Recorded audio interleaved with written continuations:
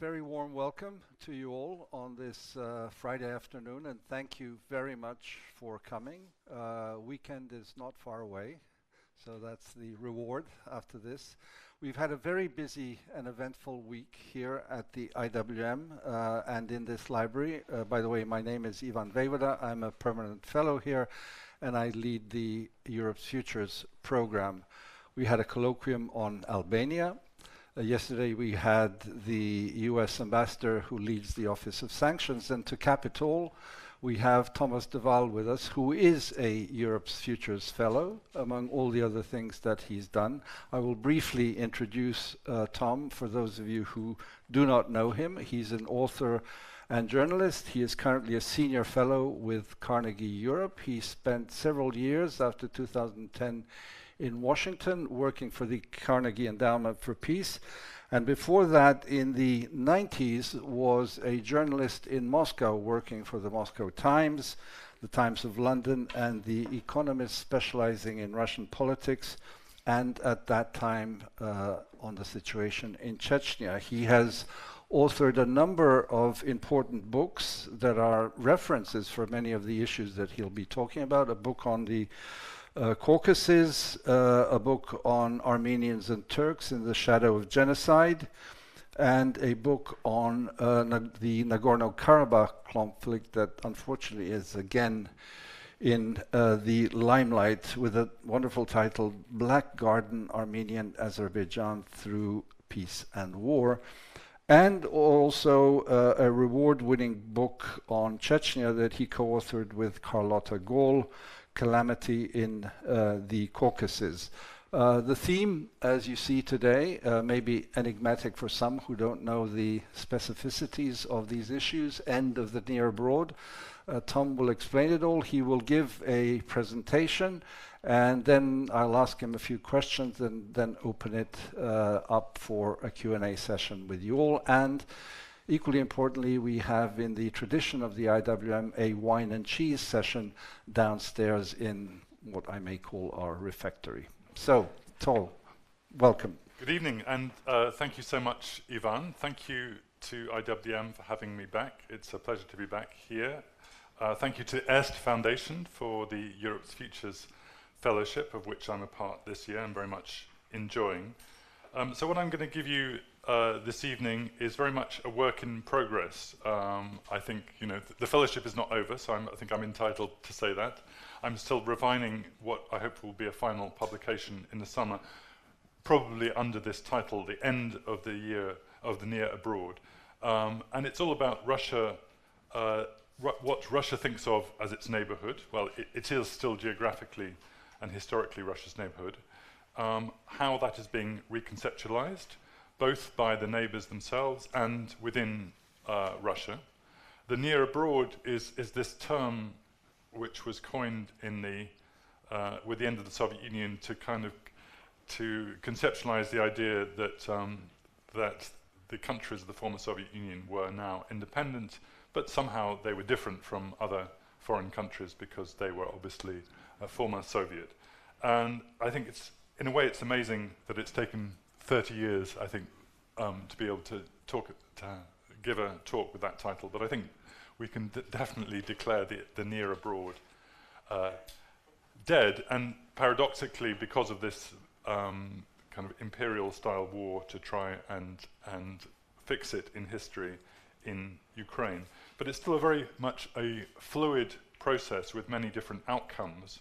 And I think one thing I really do want to stress and maybe encourage to have in the discussion is the kind of different attitudes within Russia, which I think mean different possible directions for Russian thinking on these issues. I don't think what we see on Russian TV or what we hear from Vladimir Putin is at all fixed and necessarily representative of Russian society or indeed the future direction of travel. Speaking personally, I'm someone who late 80s and 90s spent much of that time in Russia, increasingly also in the North Caucasus, and then moved further and further away from Moscow, and in the 90s, but also 2000, and since then have worked much more, not in Russia, but in what you might call the Soviet periphery, but obviously is obviously independent states, South Caucasus in particular, but also Moldova and Ukraine. So hopefully I have the double perspective of someone who's spent a lot of time in Russia, but has worked for many, many years in the other states, independent states. So where are we? Well, in 2022, 2023, this conversation starts here. This was an advert screened last November in Kazakhstan. It's for chocolate, and it's only about 2 minutes long. You can find it on YouTube. There's a scene, the Kazakh steppe. There's a Russian backpacker with glasses stumbling across the steppe, looking rather bedraggled. And then this proud Kazakh horseman sweeps over on his horse, and he offers this Russian backpacker a chocolate bar, which is, and then the title comes up, The Taste of Freedom, Vkus Svobody. And it's a sort of Kazakhstan's joke on the fact that Russians were fleeing the mobilization, fleeing Russia, young Russians in particular, and being welcomed into Kazakhstan, and very much playing on how times have changed, that we are now the ones taking in the migrants. They are fleeing Russia for us, and that Kazakhstan represents freedom. Now, those of us who know a bit about Kazakhstan know that freedom is not the first word you'd associate with Kazakhstan, but for Russians it probably is at the moment, not for many people. So this is kind of fixing a kind of a moment in time when suddenly Kazakhstan, everything is reversed. And I think, you know, if one writes a PhD thesis on the end of the near abroad, one could possibly start with this advert. And obviously it's ended by the war in Ukraine. And I kind of want to talk a bit about the kind of mental conceptualization of how the near abroad has ended as a mental concept. And I think still, even now, sometimes in Western newspaper articles, you read the phrase Russia's backyard. I remember during the Velvet Revolution in Armenia in 2018, I got very frustrated by this phrase, even in places like the New York Times, Russia's backyard, when Russia doesn't even have a border with Armenia. You know, Armenia has a border with Turkey, with Iran. And sort of, I think a lot of people have only belatedly got used to the idea that actually it's Russia's neighborhood for sure, but it's many other neighborhoods as well. So Central Asia, and how the former Soviet space has fragmented into different regions. It's still hard to define them. It's still hard to come up with good encapsulating phrases. But Central Asia is, you know, borders China. China is very much an actor there. If they have a big security issue, it's Afghanistan. The South Caucasus, a traditional contested crossroads with three big nations, Georgia, Armenia, Azerbaijan, and many other smaller ethnic groups, bordering three former empires, not only Russia, but also Turkey / the Ottoman Empire and Iran, and also a place now where the EU and China are both present. And then, of course, the West, Ukraine, Belarus, Moldova, bordering the EU with a whole set of different dynamics, let alone the Baltic states, which of course have completely joined the EU and NATO. And this, the war has, I think, moves this process, which had already begun, much further forwards. And just one comment is that this middle corridor, there are three routes between Western China, transit and freight routes between Western China and Europe. There's the overland route, rail route via Russia, which is obviously now in trouble. There's the maritime route via the Suez Canal, and there's this rather difficult logistically and geographically route known as the Middle Corridor. You have to cross the Caspian Sea, you go through multiple border and customs. The infrastructure is not so strong as the other routes, and yet that route suddenly, in the last year, the freight traffic has gone up, I think, by about 70% on that route. And if you go to Georgia, you'll see massive traffic jams of trucks in Georgia. And that, I think, is going to be the future. Upgrading of infrastructure, improving of customs. You can't do anything about the Caspian Sea and its winds, but that route is now suddenly on the map in a way it wasn't before. And I think that, again, is a new definition of the end of the near abroad. Knock-on results, implications of the war in Ukraine. I'm not really going to talk about Ukraine today. I'm talking about other places. I'm happy to talk about Ukraine in the discussion. But Russia failing because it's so distracted, weakened in Ukraine, Russia failing to be a security guarantor elsewhere. This is the Lachin corridor, so-called, connecting Armenia and Nagorno-Karabakh and the ethnic Armenian population there. Since 2020, a Russian peacekeeping force has been supposed to keep that road open. In December, Azerbaijani so-called activists closed it down, and the Russian peacekeepers are either unwilling or afraid to confront them, and the road, 2 months down the road, has remained closed, and the Armenians of Karabakh are now running out of supplies quite drastically. Similarly, end of last year, there were border clashes between Tajikistan and Kyrgyzstan. Most people, I think they were provoked by Tajikistan. Again, Russia really failing to act, even though both those countries are part of the CSTO, the Collective Security Treaty Organization. So this is a symptom of Russian weakness in Ukraine, that it's failing to act up to security guarantees and security pledges it's made elsewhere. And this obviously, this has positive sides in the sense that these countries can do a bit more as they wish, but it's also creating a security vacuum, because if not Russia in these places, then who steps into the breach? The EU has recently deployed a border monitoring mission in Armenia just last month. The acronym is EUMA, but it's 100 civilians.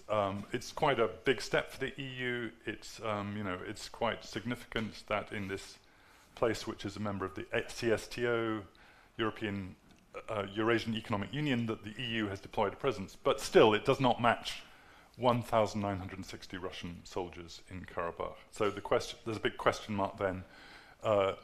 If Russia, the policeman, the Russian gendarme, as I called it in the FT the other day, is weakening, then is anyone else going to step into the gap, or are we looking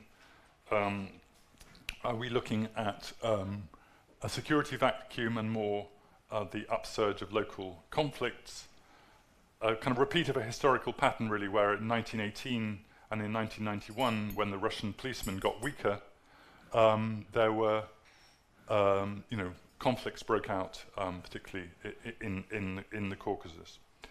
So I mentioned already the decline of Russian-led institutions.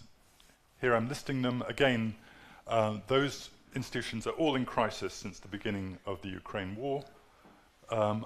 For a different reason, the OSCE, I would say, is in decline, or in crisis perhaps, and let's hope it revives, partly because it's the European Security Organization, which includes Russia, and where every country has a veto power. Instead, I would say, and this is part of a longer discussion, we're seeing regional formats like Shanghai Cooperation Organization or EU becoming more important than these other either multilateral formats or formats which involve Russia. Now, let me sort of lead to the kind of broader discussion about the end of the near abroad, about how it had been dying a natural death.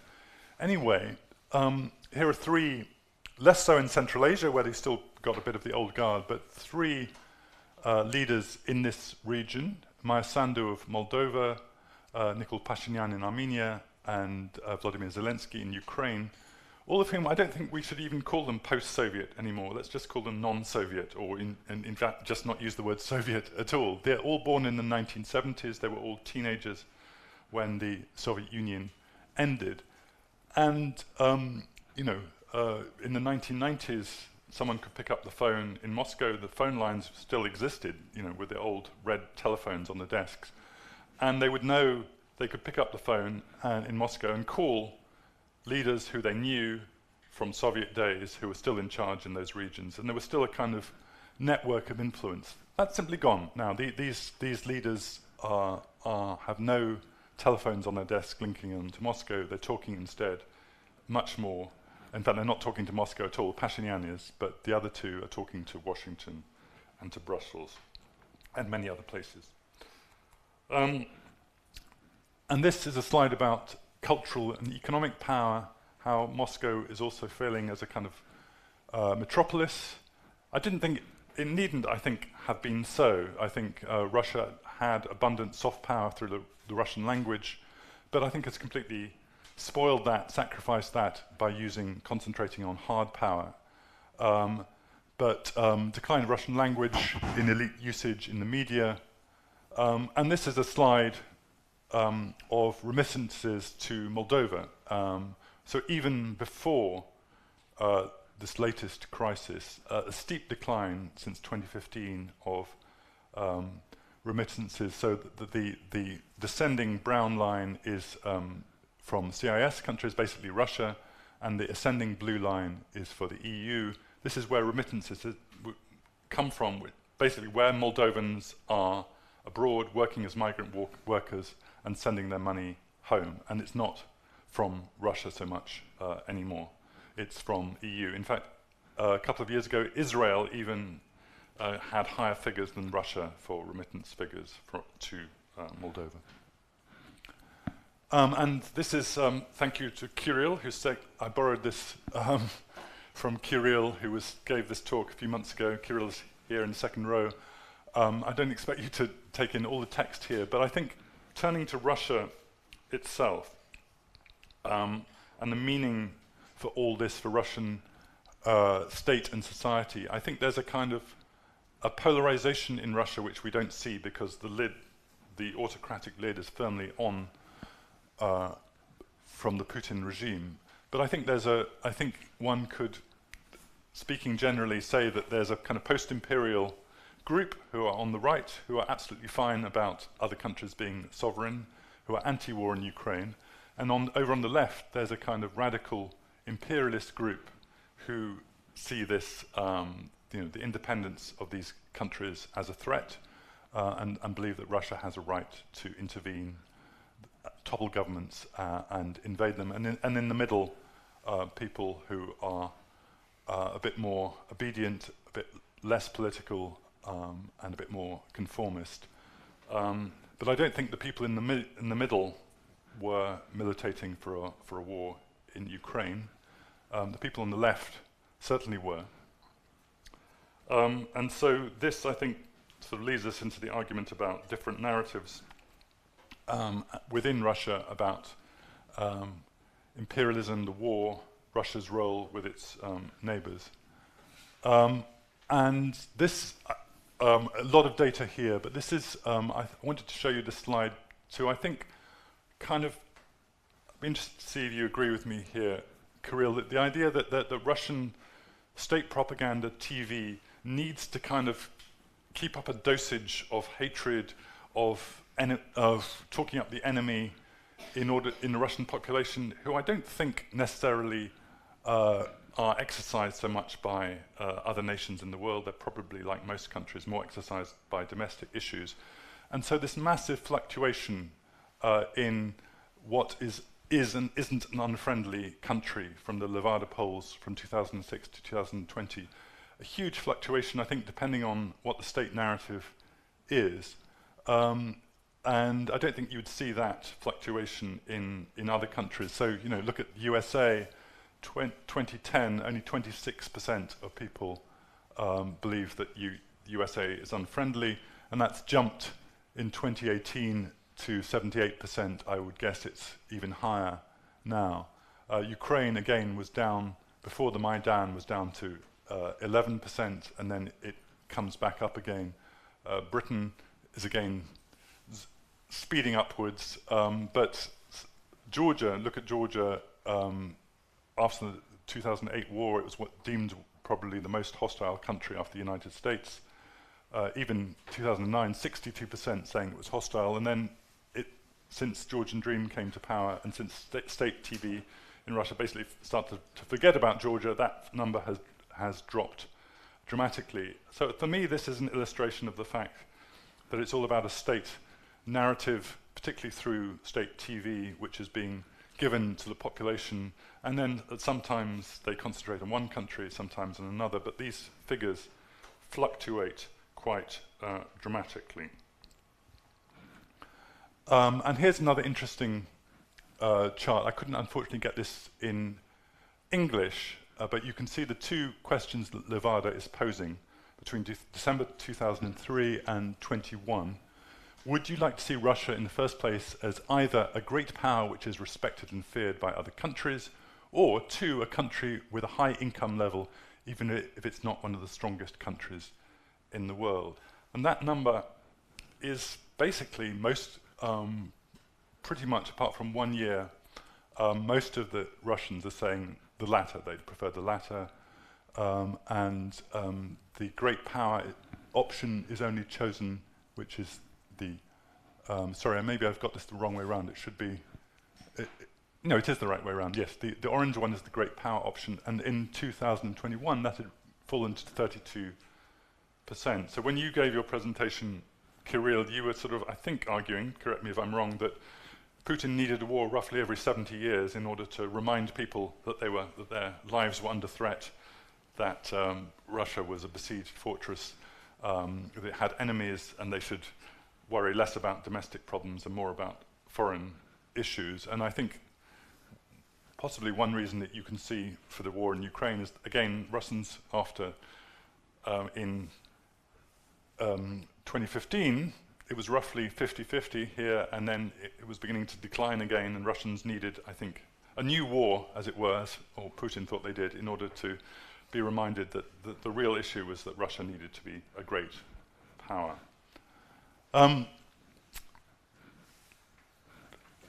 Plenty of time, I think, but again, I wanted to, and this is part of the conversation, part of the work in progress. I've been reading a lot of different kind of Russian conceptions of the neighborhood, and I think it's very important to stress how many different conceptions there are, that we're not just seeing a kind of Putin one, that for a long time the Russian state was less radical than Solzhenitsyn, who in 1990 published a famous essay called Rebuilding Russia, in which he basically said that what was needed was a Slavic union of Russia, Ukraine and Belarus, and also northern Kazakhstan. Just take over the north of Kazakhstan. You know, a lot of Russians live there. Don't worry about Kazakh sovereignty basically. I wonder what Solzhenitsyn would think of that chocolate advert. So that was one conception, a rather radical Slavophile conception. But again, don't worry, the South Caucasus, the Baltics, Moldova, Central Asia, don't worry about them. They can all go. They can. We don't need them. Yevgeny Primakov, who I think is a bit misunderstood in the West as a kind of hawk. I think he was a kind of a Russian statist who was also pretty much against conflict, against use of the military. His vision, I think, was for a stronger Commonwealth of Independent States, that they would all be sovereign, but Russia would play a leading role. He wanted to kind of institutionalize and strengthen the CIS into a kind of EU, if you will, or where Russia would be the engine and the driver. But he wanted to sort out all the conflicts, respecting the territorial integrity of the countries, be it Moldova, Georgia, etc. He actually opposed the war in Chechnya. This is something I learned when I was doing my book with Carlotta, that he was one of the people who spoke out against it. He opposed the war in South Ossetia as well, and I think the war in Donbass as well. So from a position of Russian statism, from the idea that Russia should be stronger if it relies more on softer power, economic power, rather than violence. So again, a path not taken. And then I just put in Chubais here, Anatoly Chubais, who had this rather weird concept of a liberal empire, which I think he meant well, but it certainly reads badly, in which Russia is a democracy and a market economy, and it leads by example in the former Soviet space. Then we come to Alexei Navalny, who I think is also speaks for a certain kind of strand of Russian political thought. He's a kind of nationalist who believes that we should shed as much of the empire as possible, including the North Caucasus, by the way, and just focus on domestic issues, and just have a kind of core Russia which is sovereign and is post-imperial, but quite nationalist in a way. So this, he's both a kind of Democrat nationalist, if you want, Navalny. I don't know if his views have changed sitting in jail since the Ukraine war, but that used to be his view, and he came up with this idea, stop feeding the Caucasus, which basically meant, you know, why pump money into places like Chechnya, which is problematic in the sense that those places are heavily subsidized, and it might be a recipe for chaos and violence if you stop subsidizing them. And then Putin, I put a question mark here because I'm not sure that Putin necessarily has had a stable ideology when it comes to the neighborhood and the near abroad. And this is the speech, famous speech that Putin gave in 2005 to the Russian parliament, April 25th, 2005, where it has the famous phrase, we all see the first line quoted, the collapse of the Soviet Union was a major geopolitical disaster of the century. That line is quoted, but it's interesting to look at the rest. What he's basically talking about is not a recipe, at that time anyway, 2005, for recreating the Soviet Union. It's all about, the speech was all about building a new Russian state. He talks about the epic of disintegration. He talks about terrorism and oligarchs, all of these people, and poverty, all these people undermining the state. And then this paragraph here, he says, many thought or seemed to think at the time that our young democracy was not a continuation of Russian statehood, but its ultimate collapse, the prolonged agony of the Soviet system. So he's actually talking about the Soviet system in a rather negative way, the agony of the Soviet system, and he's talking about the need that we needed to kind of preserve and build up a new Russian state. If you read that speech now, it's also full of a lot of references to democracy and to Europe. He very much at the time believed that Russia could have it a bit both ways, be a democracy, but be part of Europe, and have this kind of re-centralized power. And I think, for me, looking at Putin's speeches over the years, a lot has changed, and certainly his speeches last year were completely different in tone to this one. It was all about attacking the West, how they wanted to destroy us from the start, huge amount about cultural wars and gender politics and why the West wants to destroy us. But the kind of continuing factor which remains the same is I'm at the center of it. I'm the president. It's about state power, my power as the president. And I think over the years one could say that, you know, l'état c'est moi has become his, if he has an ideology, it's that I am indispensable, Russian state has to be strong, and I need to be the emperor. So I would say that even calling Putin an imperialist is in a way giving him too much credit. Imperialism implies a sort of ideology, implies a sort of mission, implies a sort of vision, negative for sure for a lot of people under that imperialism. But I think Putin sees himself more as an emperor than as imperialist. And I would argue that this is something to watch going forward, that there are people more radically real, genuine imperialists on one side of him, and then there are the post-imperialists on the other, and he doesn't represent either of those camps. His only argument is that I am Putin, I am the president, I am the one preventing this epidemic of disintegration, as he called it. This is, I think, his one and only ideological card left. And so just to develop that theme a little, this is what you get nowadays if you turn on the Solovyov talk show on Russian TV. You get people standing up and saying things like this, you know, in prime time, that Count Olaf Scholz has implemented Operation Barbarossa, meaning the invasion of the Soviet Union in 1941. This is the kind of discourse that has now been gone mainstream on Russian TV. This kind of 30% of the imperialist group have completely been given free license to say what they want on Russian TV, and this is what the kind of things that they're saying. I don't think we should necessarily, however, confuse Russian TV for the whole of Russian society. I think it's incredibly dangerous what they're saying, that they are brainwashing people. But I also question, though, whether if you see this 24 hours a day for months on end and nothing changes, whether you start to see this more as a kind of a nightly show, a performance that maybe doesn't have so much to do with your everyday life, rather than a kind of something that you 100% believe in. But it's, of course, incredibly dangerous, and we shouldn't underestimate what it is to have a Russian state TV channels pumping out this kind of stuff. But on the other side, I think this is important, that there's I was actually on a jury of a book prize 3 years ago called the EBRD Book Prize, and this was came in our top 3 for translation. This book by Güzel Yakhina called, in English it's just called Zuleyxa. I strongly recommend it if you haven't read it, either in Russian or in English.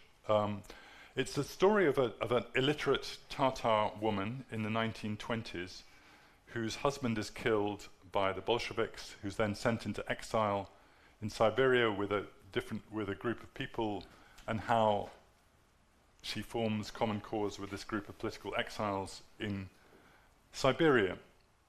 This book was voted the most popular by Russian readers, the most popular book in Russian in the last 30 years, and her other books are also bestsellers. It was then made into a TV serial and put on a different Russian channel, Россия 1. So this is, again, slightly pushes against the stereotype of a kind of Russia as a kind of George Orwell totalitarian society that just a couple of years ago it was screening this, you know, let's call it a post-imperial story of a Tatar woman being oppressed by the Russian state in the 1920s. Immensely popular book on Russian TV.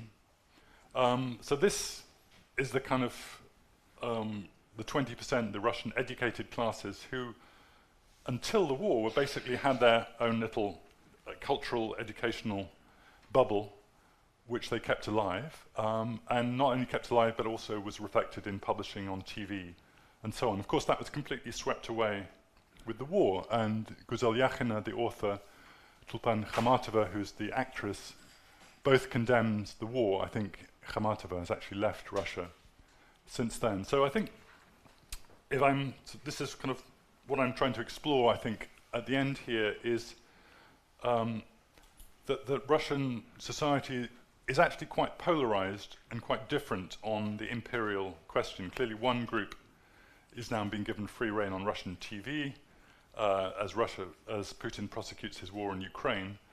But there's another group who thinks quite differently. And indeed the group you see on Russian TV, I would argue, are probably more radical than Putin himself. They probably believe in this war in a way more than he does, or in the imperialist subjugation of the neighbors more than he does. I think he is more instrumental and more opportunist and more exceptionalist than they are. So this, of course, raises lots of questions which I'm not able to answer, but I haven't touched on the issue of disintegration, whether the Russian Federation will head for disintegration. I don't think it is, actually, and we can talk about that. But certainly everything has been thrown up into the air, put on the table. The neighbors heading both for more freedom and more insecurity, and more risk from Russia, but also more opportunities. Who will step into the security vacuum? And if the war effort fails and Russia is defeated in Ukraine, as I think most of us, all of us hope, perhaps I hope, then what happens within Russia when you have got such a polarized question about its place in the world, its place in the neighborhood? I think that,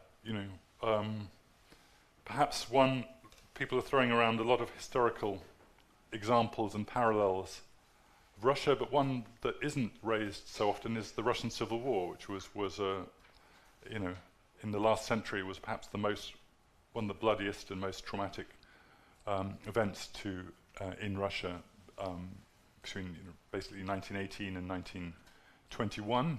Is there a possibility of a civil war in Russia because there are people with such radically different views? Decolonize Russia. I put a question mark. Be careful what you wish for. Do we really want to see a kind of repeat of the Chechnya wars of the 90s and 2000s again, with all the brutality and violence that they involved? I don't think we want necessarily to see that. We would rather hope for a more evolutionary solution for Russia's non-Russian population, that they will observe democracy, perhaps, but full-scale secession and decolonization, I think, is perhaps rather a scary option. So I've raised, hopefully, many more issues than I've resolved. As I say, this is a work in progress, a conversation, and I'm very keen to get feedback from you, Ivan, but also from you as I continue to work on this project over the next few months. Thank you.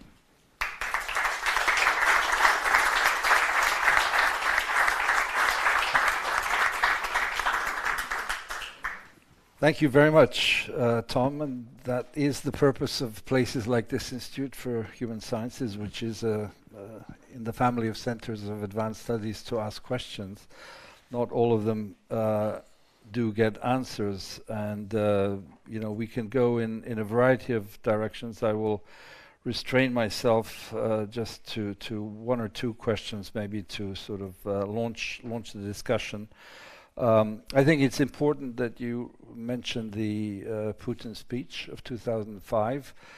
I always like to mention also Putin's speech at the Munich Security Conference, which, by the way, begins today in Munich, in 2007, where he kind of did the same speech announcing to the world that he saw it differently than the mainstream of whatever the mainstream was then. And, with hindsight, we can now see that then this whole vision of Putin was gestating and unfortunately led to the catastrophic invasion and aggression of Ukraine, under whose shadow we are discussing about the questions that you raise and that we must never forget. I think it was right to remind ourselves of the alphabet soup of the CIS, the Commonwealth of Independent States, the Collective Security Treaty Organization, the Eurasian Economic Union, all attempts, if we stretch it, to do a kind of European Union on the Russian side as a replica. Or a NATO, yeah, indeed. Or a NATO, right, exactly. And of course, there's always need to add the union state of Belarusia and Russia. Belarusia, obviously, the odd country out in this whole story, which is more or less conflated now with Russia. And the European Union response, this is a project called Europe's Futures, started a policy, Eastern Partnership, back in May 2009. So it's well after the two speeches, it's well after a number of things that happened, where the intent was to draw these countries closer to the European Union and to help them. And the famous deep and comprehensive free trade agreements were signed with Ukraine, Moldova, and Georgia. And here, then obviously the invasion prompted the wake-up call in the European Union. The famous Geopolitical Commission had to step into a more active role and not only talk about becoming more geopolitical, and we got the candidacy for Ukraine and Moldova that was capped in a sort of small way with the European Commission going to Kiev 2 weeks ago to have a meeting with Zelensky. All this leads me to a question, given that Carnegie Europe is based in Brussels and that you're there very often, how do you assess the EU's response in trying to bring these countries closer beyond just giving them candidacy, and what are the prospects of that actually succeeding in some modest way? Wow. Well, I mean, this is obviously the big question. I've been in Brussels a couple of times in the last couple of months. And for sure, I mean, there's lots of kind of technical issues about, you know, currently I think most people say that the wrong commissioner is in charge in for that portfolio, shall we say, put it mildly, but maybe that shouldn't be a showstopper. But for sure, I mean, the war in Ukraine and the fact that Russia is threatening a sovereign country and could indeed do it again is sort of indirectly threatening Georgia and Moldova. We know no imminent threat to them at the moment, but you know, the Rubicon has been overstepped and could be again.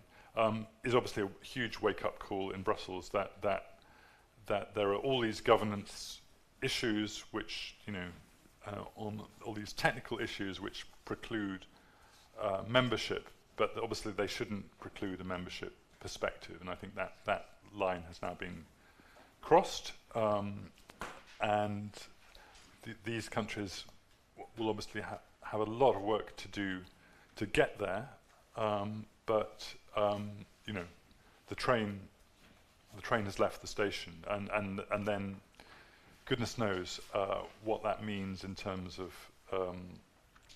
you know, what Brussels needs to do, what the countries need to do. But there's, you know, the principle is there, and obviously there's also a question mark about what this is also indirectly restarting the enlargement process in the Western Balkans as well, because you can't have Ukraine and Moldova jump the queue of countries, you know, like North Macedonia, which are objectively ahead of them. So that's it's a huge set of issues, and I'm sure a lot of people in Brussels want to string it out, but it's now there, and it's going to be how it's managed. Is it managed in a phased way where you sort of give them bits of the EU piece by piece over the years, you know, the single market and so on, and you leave to the very end the kind of veto powers.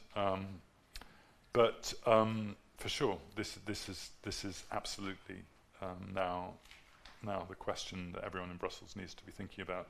And of course, there are many subsets to that question. What do you do about Georgia, which is was the front runner until it objectively actually still is, when the EU does its kind of number crunching, is still the front runner, but is actually going backwards in terms of its democratic credentials. Big argument about whether Georgia should have been given the same status as Ukraine and Moldova, but they decided to put more conditions there.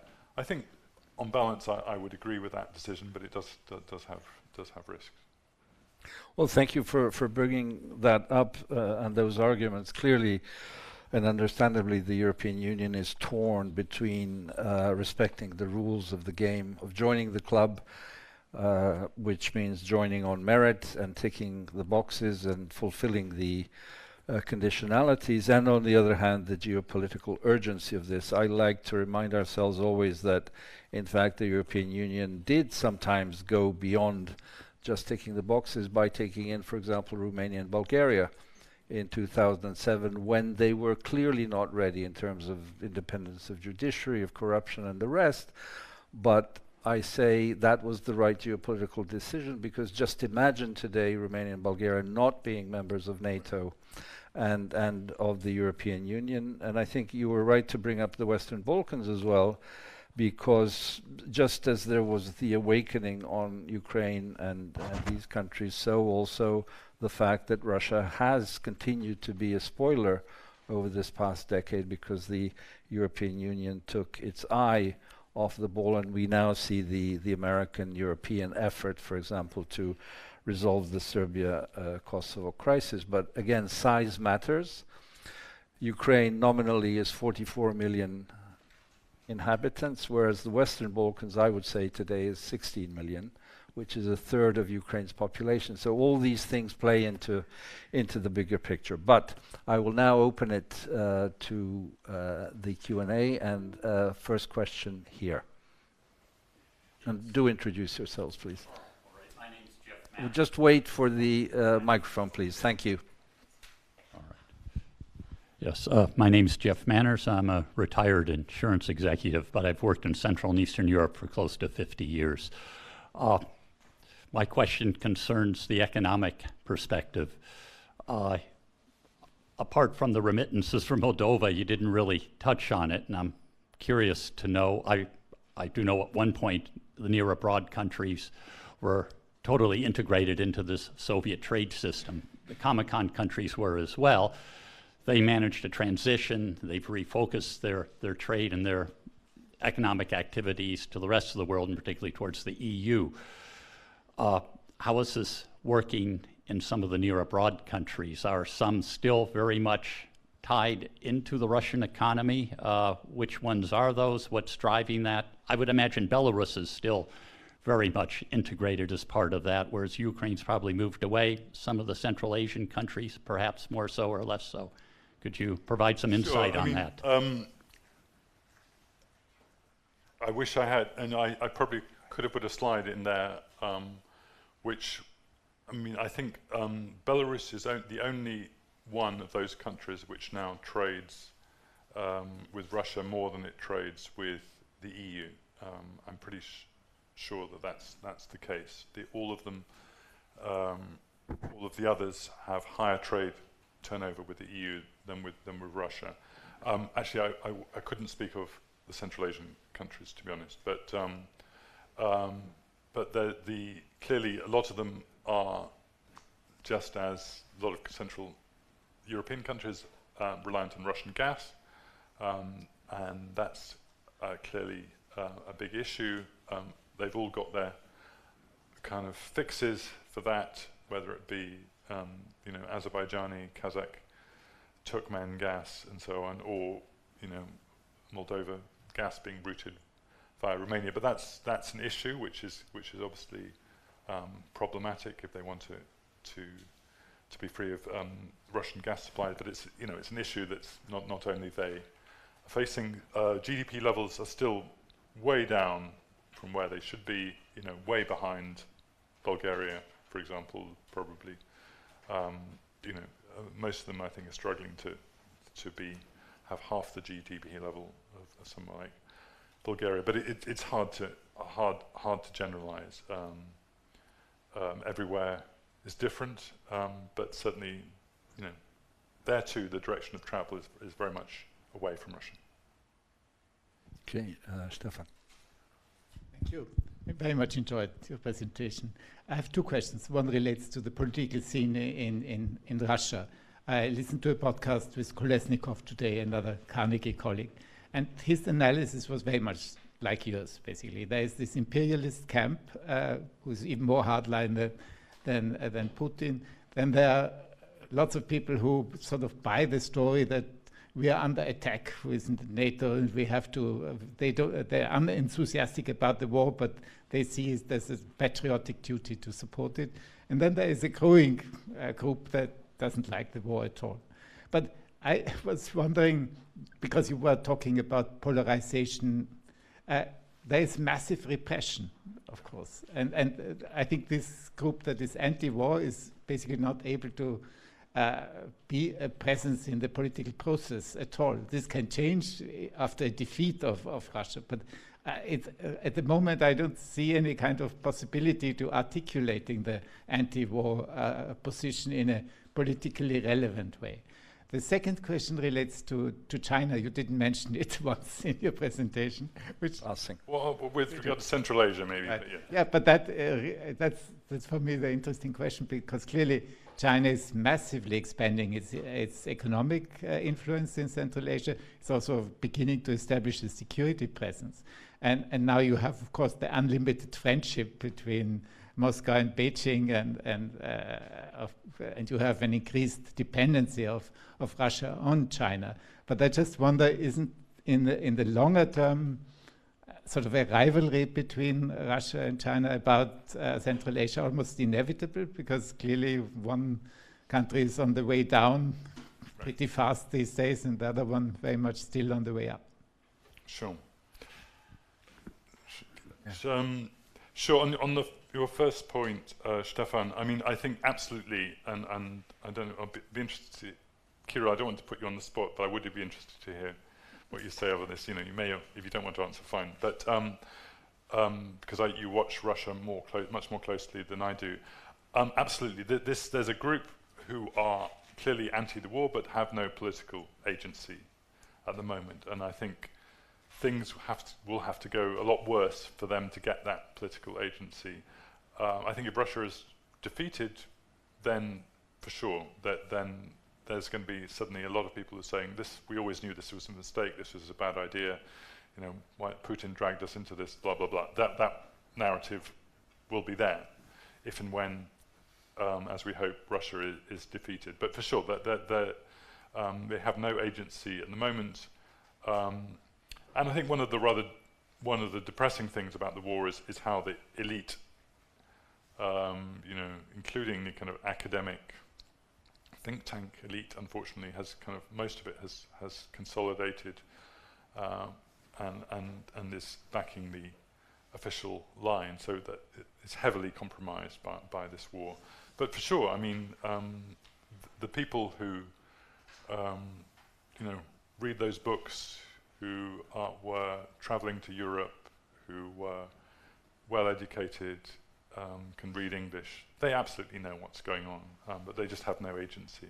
Another interesting fact for you on, I was, you know, what books people read, I think, is an interesting one, particularly in a society as highly literate as Russia. Another bestseller, consistent top 3 bestseller in Russia over the last 10 years, George Orwell's 1984. There are several Russian translations, and it's a bestseller in Russia. So this is, it really does my head in, I have to say, to think that this is a kind of would-be totalitarian society which was free enough to publish George Orwell's 1984 and people to read it. So that, but then people can critique the society they live in. They can understand doublethink and all this, you know, 2 + 2 = 5. They get it.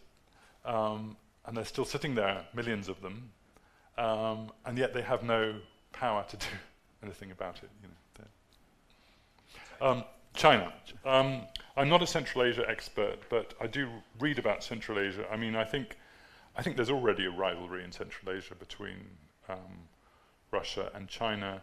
There was a sort of, people talked about an informal division of responsibilities, Russia as the security patron, China as the economic actor, but I think Russia is, you know, losing its role as a security patron, and again, China beginning to move in there as well. So I think that absolutely that the rivalry is there, and the question, I guess, those countries is can anyone else play a role? Or is it just, you know, the EU is getting a little more active in Central Asia? That's actually the subject of the next Carnegie paper I'm commissioning in my Europe's East program at Carnegie Europe, which I'm leading. It will be on Central Asia. But for sure, it's a long way behind either Russia or China. And I would say the same actually in the Caucasus. Russia, you know, on many issues, Russia and Turkey or Putin and Erdogan, shall we say, respectfully disagree and coordinate, but in the Caucasus is the one area where the rivalry is absolutely out there in the open, and it's no longer, it's not polite disagreement, it's much stronger, and probably the same, I think, would be true of Russia-China dynamic in Central Asia. Next question, Kirill, and then behind Misha there, the person. Yeah. But actually, I have not so much question, but a comment. Please. Yeah, I can finish it with something like, don't you think so? Yeah, yeah. So, thank you for excellent presentation. It's really interesting, and it's very close to some points are very close to what I think. And I want to make this comment about one, in my view, very important thing that we should distinguish two concepts: imperialism and great powerness. Mm-hmm. And this is in Russian political thinking, in Russian politics and public opinion, a little bit different things. Mm-hmm. Surprisingly, imperialism is not too much powerful in Russia politically. And we're missing something because, for example, there is a paradox that in 1991, 1992, in the moment of disintegration of USSR, there's no influential political movement within Russia to keep it, to fix it, and to prevent disintegration. Right. Nationalists were not influential at all. Vice versa, the main popular feeling and political agenda was much more about isolation. That was just what we see here: stop feed Caucasus, stop feed Central Asia, and stop feed everything. So it was the feeling of isolation, the idea of some national statehood, not imperialistic, but nation statehood.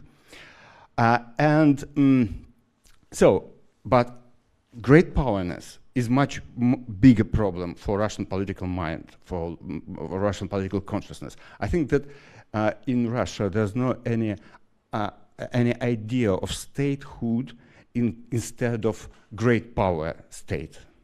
Yes, this is the core, the root of the political thinking in Russia. And what we saw after that, for example, in this excellent slide about when you demonstrated then in different periods, there was some enemy. It could be Georgia, it could be some Baltic states, or Ukraine, and there was such fluctuations with this consolidation against enemy. And my interpretation is that while the disintegration of the Soviet Union was seen like a good thing for Russia, actually because we are stopping feeding somebody, it was very painful when some of these near abroad republics, states, disputed Russian great powerness. Mm-hmm. And in this moment, it was an attack against Russian statehood as it is.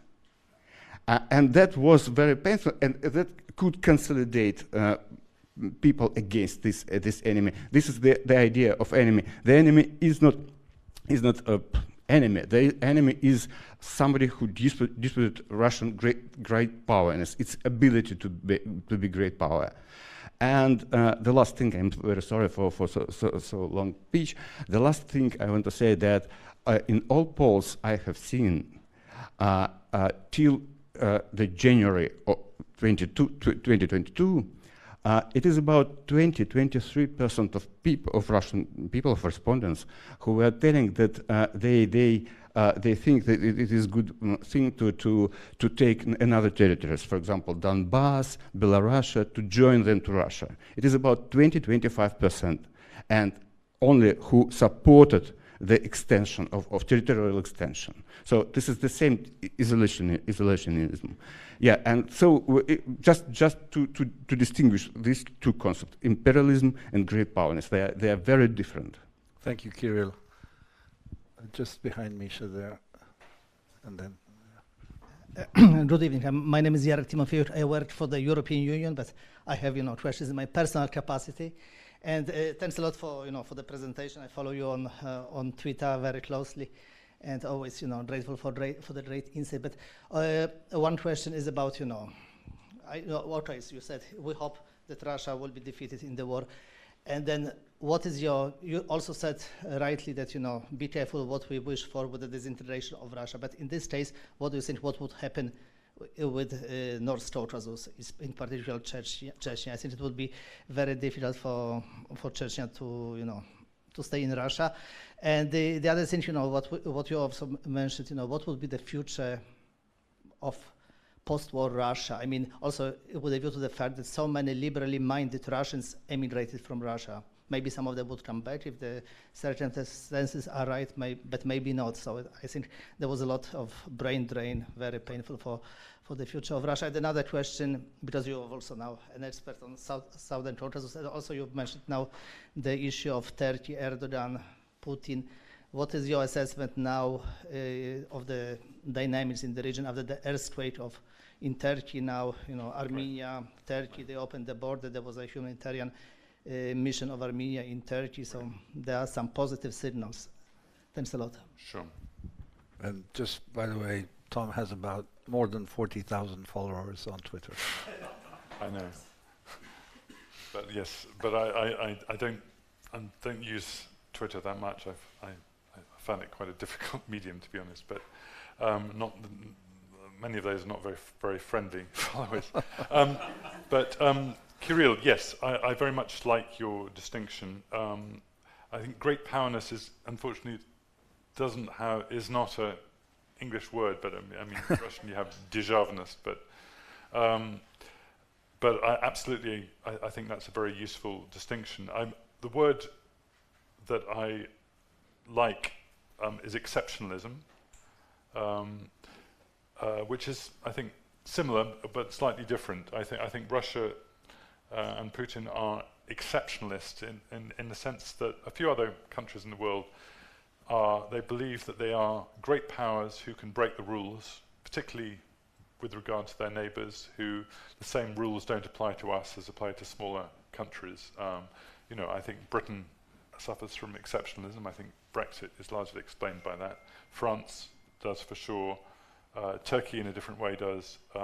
Often these are former imperial powers who are, sort of accept that we live in borders, but think that our historical mental borders are a bit larger than our current physical borders, shall we put it that way. The United States is certainly exceptionalism, and the United States thinks it's a force for good in the world, and therefore it's entitled to break the rules for that purpose. Kivok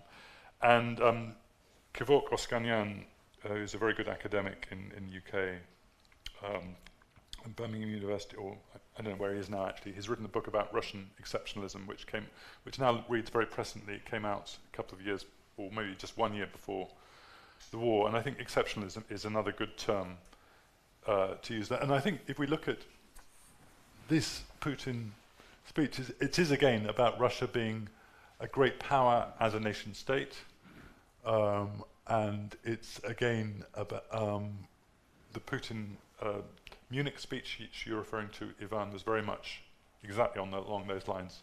It was basically, how dare these countries, other countries in the world, tell Russia to follow our tune, to play to their rules. We are Russia, we are different. That was the first time he explicitly in 2007 really came up with that narrative. So I think, yes, I absolutely would agree with you. I think that's a very useful distinction, and one that I will, use I think more in my when I'm working on this topic. And I think it's also very good to be reminded about how peaceful, relatively speaking, the collapse of the Soviet Union was, and that was in large part because Russians did not. Most Russians did see a lot of the former Soviet Union as a burden rather than as somewhere that they felt their own. Of course, we should have probably, all of us, well, I'm speaking more for myself here, focused more on Ukraine as a different issue, that Ukraine or certain parts of Ukraine. You know, you mentioned to many Russians, you mentioned Kharkiv or Odessa. Certainly, Crimea has a different meaning for them than Kazakhstan or Azerbaijan or you know, or Lithuania does, and that's definitely an issue. So your point, I didn't catch your name again. Yarek. Is that Yaroslav? Yes. Okay. North Caucasus, that's a great question. And for sure, I think if Russia does suffer a defeat and an economic meltdown, I think the North Caucasus is going to be in trouble. I don't think it's going to be a kind of colonial war, though, where suddenly we're going to get independent republics popping up in the North Caucasus, seceding from Russia. I just think it will be a kind of violent mess with different armed groups trying to kind of take over from central government, some of them maybe with nationalist slogans, some of them with Islamist slogans, or different, who knows what slogans. I think it will be would be very messy. You know, I saw close up. Chechnya for me is a huge tragedy. I saw it close up over several years in the 1990s, and I saw both the horror of the Russian military intervention there, and also the fact that Chechen independence also was a failed project, that it failed to deliver for the population, and that if Boris Yeltsin had waited a bit in 1994 and not sent in the troops, most Chechens would willingly have gone back to rule by Moscow. But the war, Boris Yeltsin's war, provoked this huge resistance to the violence of Moscow. But that doesn't mean that Chechen independence is a workable project. You know, there just isn't the kind of professionalism, there isn't a state to build there, unfortunately. The place has gone backwards over the years. Its main city was bombed and then reformed, but it's lost its main urban professionals. That there isn't really a project, unfortunately, or fortunately perhaps, to get behind. So I think North Caucasus absolutely can foresee a lot of trouble. Putin was always quite careful not to overstep the line. Putin was never a Russian nationalist. He would always talk about the multi-confessional nature of Russia, multi-ethnic nature of Russia, and he's kind of lost it now with the war in Ukraine. He's suddenly trying to reinvent himself as a Slavophile, using the word Ruski rather than Rossiyski, and that does have implications for obviously all the Muslims in Russia and the North Caucasus in particular, and not very good implications. On the brain drain, and not a topic in which I'm a great expert, but I've seen Russians in Georgia and Armenia, and you see some of the brightest and the best, IT professionals. I'm told, I was told even informally that the IT department of the Moscow city government, most of them are now sitting in Georgia, they're not in Moscow. So there's I know you had a talk last night by Jim O'Brien. I think the headline figures are that sanctions haven't done so much damage to the Russian economy, but I think the damage to the professionalism of the people who are supposed to be running a modern economy is absolutely huge. The human capital damage is huge, and sure, big question about when and if those people go back. And a question about Turkey. I think that, obviously this earthquake is absolutely horrific. It's the worst tragedy in this region for decades. These are cities that, when I was doing my Armenia-Turkey book, I visited all of them: Gaziantep, Marash, Diyarbakir. So I've been in all these cities, so it was very painful to see the scenes from them. But a small good thing from this earthquake is the fact that the Armenia-Turkey border opened. Armenia sent aid, the Turkish government welcomed it.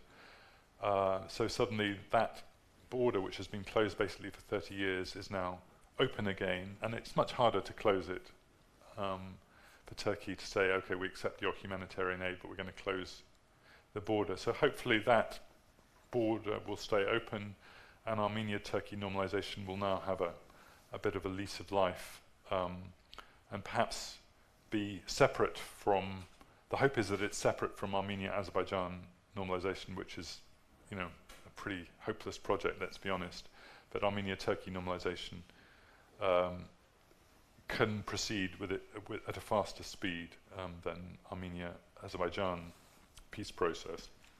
And I think it's bad news for Erdogan, because not only because of the obvious issue that all these corrupt building contracts have led to the deaths of ordinary people, but also, a bit like Putin, he was mobilizing.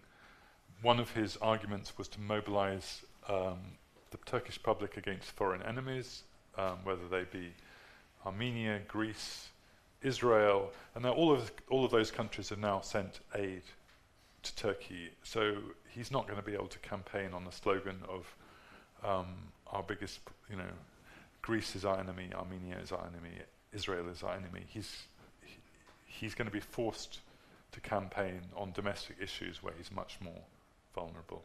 So my talking to, you know, I'm not a Turkey expert, I just talked to Turkey people.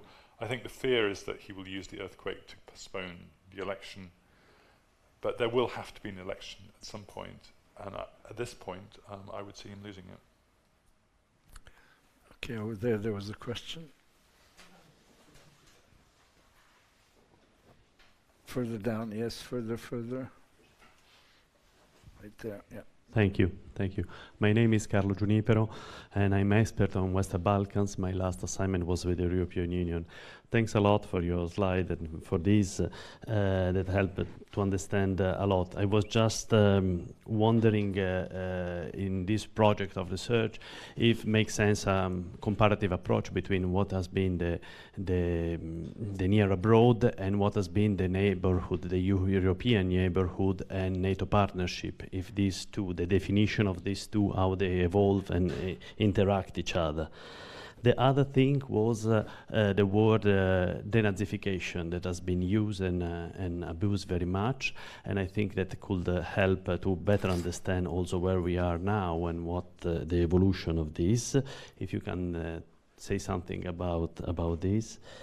Another question was related to the Christian Orthodoxy and the role that could have had before and maybe the growing role that has now.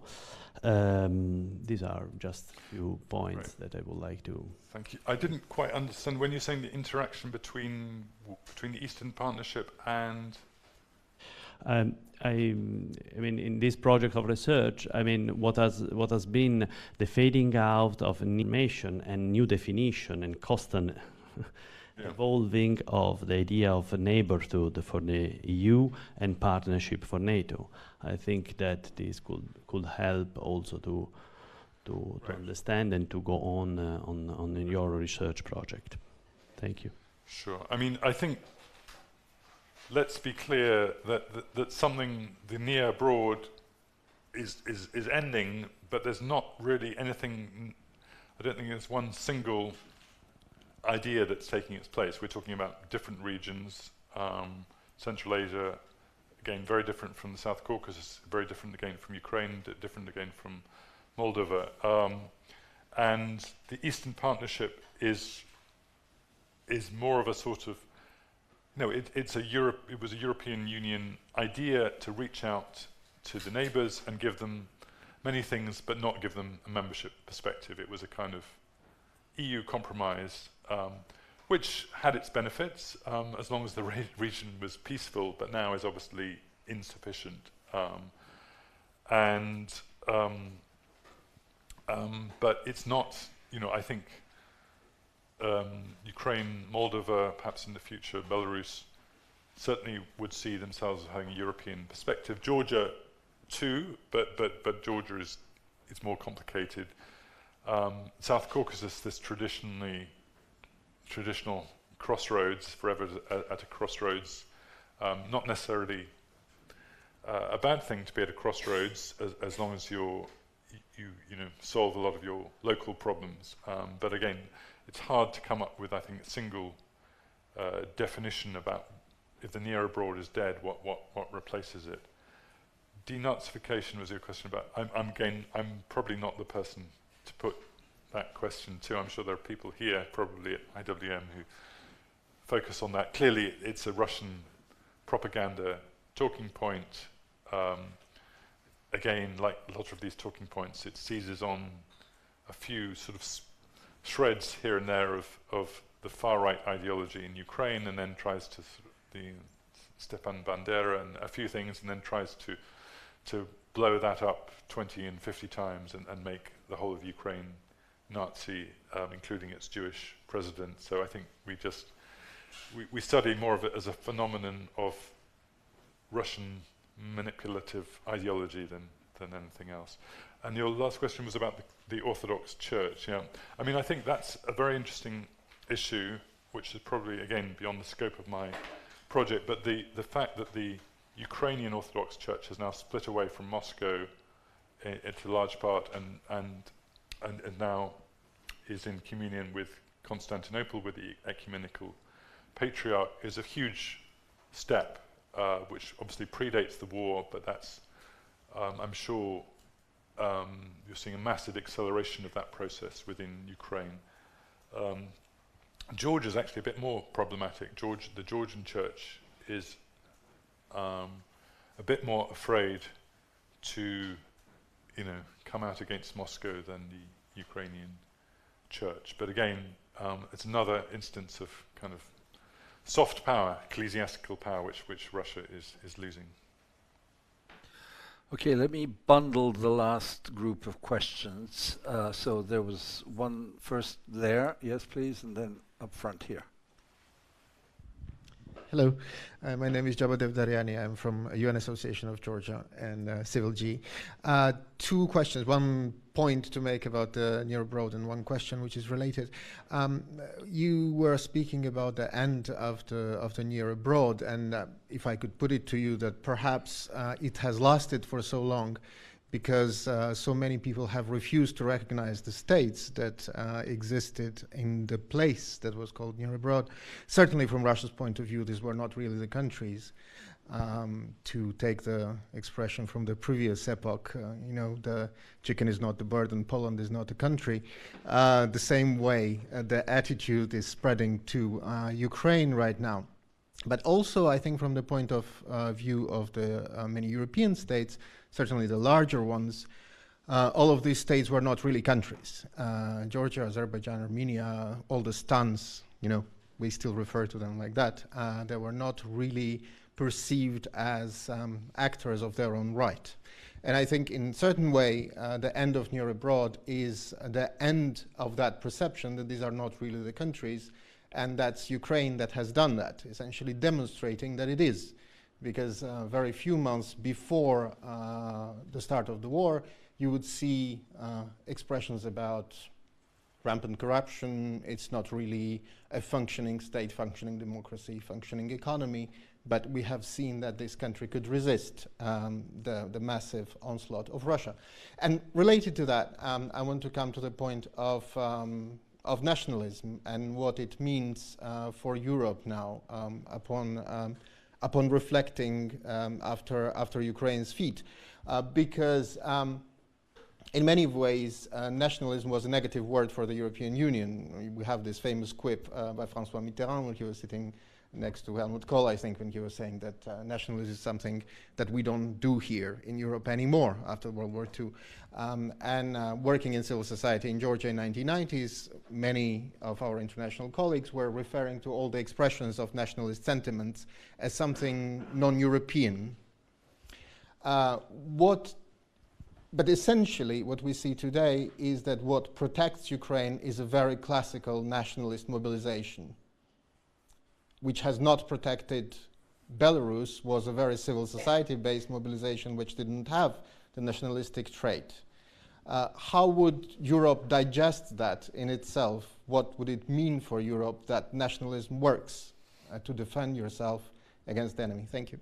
Let me bundle them up here.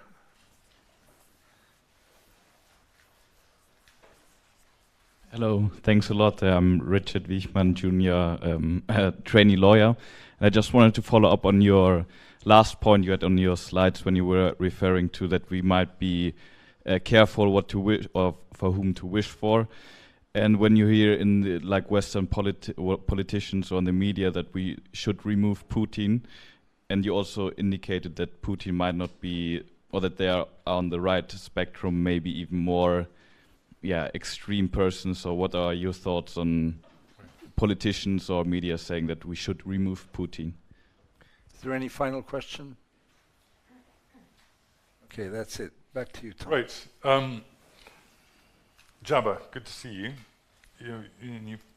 As always, you pose some good questions. I mean, I don't actually agree with you, though, that these were not seen as proper, as real states. I think they were seen, I think certainly maybe in Brussels there was an emphasis on the governance problems, corruption, and so on. But certainly absolutely no questioning of their sovereignty.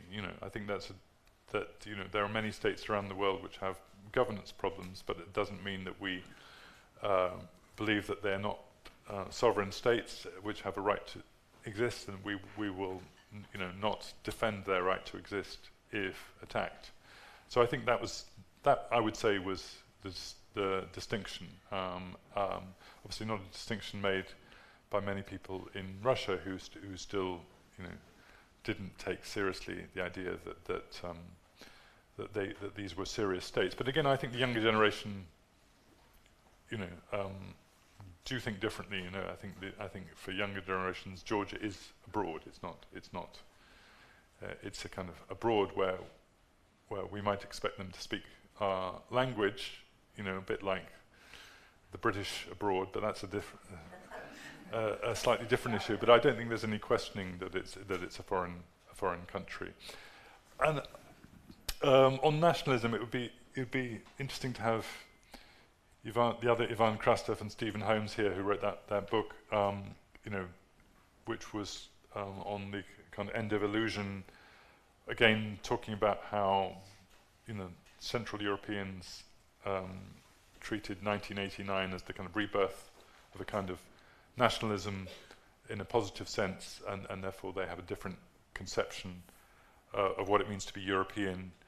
I'm sort of would have to think more deeply on this, but I certainly I think what you're seeing in Ukraine is a certain nationalist national mobilization, but it's a different one to the one in Belarus because it's it's facing an existential threat. It's not facing a stolen election as in Belarus. I think it's a different order of problem, and it's one which is creating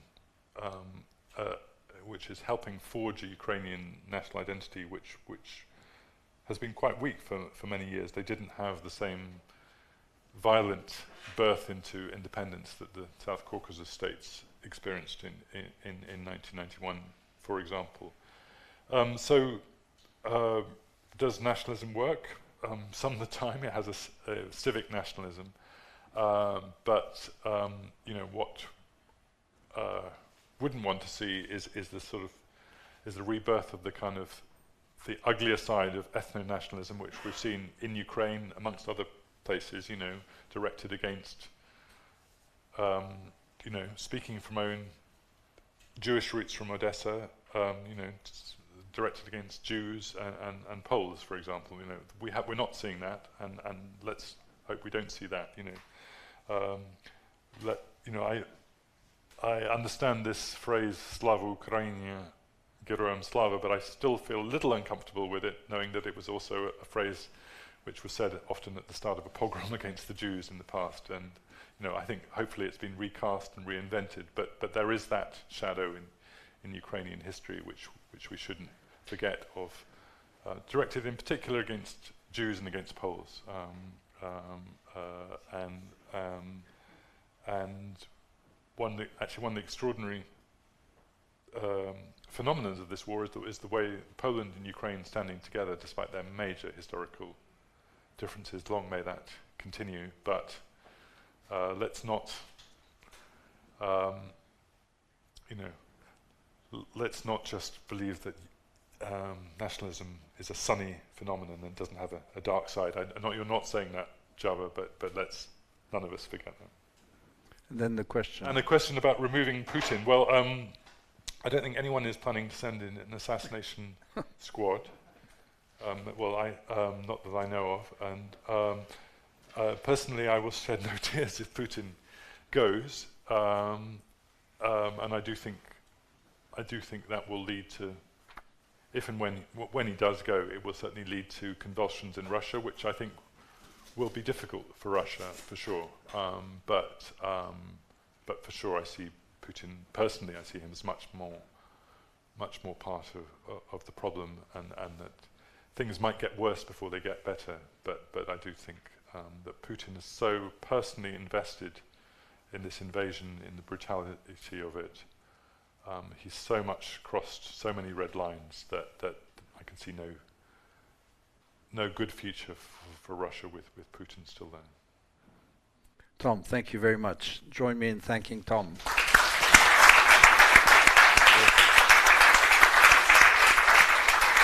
Perfect.